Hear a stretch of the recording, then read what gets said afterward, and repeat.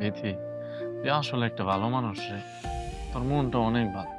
তুমি আবার আমার তুই করে কইলা আমার আরে তুই করে আরে আমার- কি করতাছস?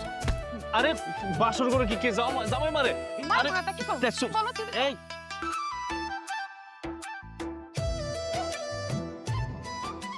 শোন বিথি, তোরে কিন্তু আমার পোলামার লাগে আমি তোরে বিয়ে করছি।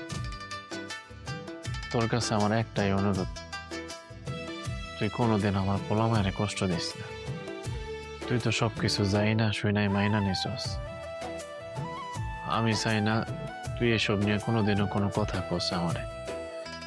তুই যদি আমার পোলামায়ের মন থেকে ভালোবাসস, তাহলে আমি তোরে কথা দিতেছি, আমি সারাটা জীবন তোরে ভালোবাসুম, তোর পাশে থাকো।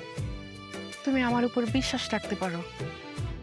আমি কোনোদিন তোমারে বা তোমার বাচ্চাগুলারে কোনো দিন কষ্ট দিব না। যত যাই হোক, যত সমস্যাই হোক, আমি কোনোদিন তোমার ছাইড়া যাব না। তুমি তো জানো আমি তোমার কত ভালোবাসি।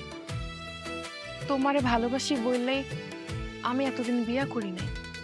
চিন্তা করছি যারে ভালোবাসি তারই যেহেতু পাই নাই, তাহলে জীবনে আমি আর বিয়া করব না। কিন্তু দেখো ভাগ্যের কি পরিহাস, শেষমেশ তুমি আমার হইলেই। যাই হোক, আল্লাহ কপালে লেখছে বললেই এটা সম্ভব হয়েছে।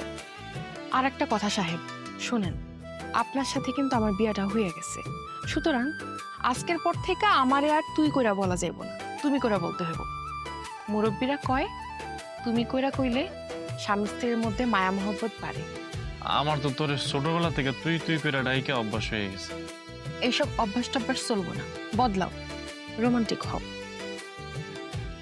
রোমান্টিক হইতে হইব? আচ্ছা যা, রোমান্টিক হইলাম। এখন থেকে তোরে আমি তুমি কইরাই বলো। আবারও তুই? ভুলে গেছে, এখনই তুমি কইরা বলতাছি। আচ্ছা বিথি,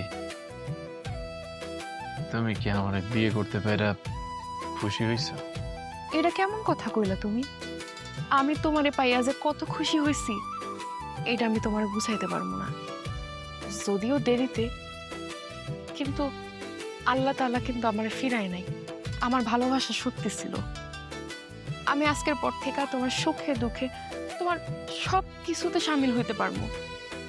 এইটা যে আমার জন্য কত বড় পাওয়া, আমি সত্যি এটা ভাষায় প্রকাশ করতে পারবো না।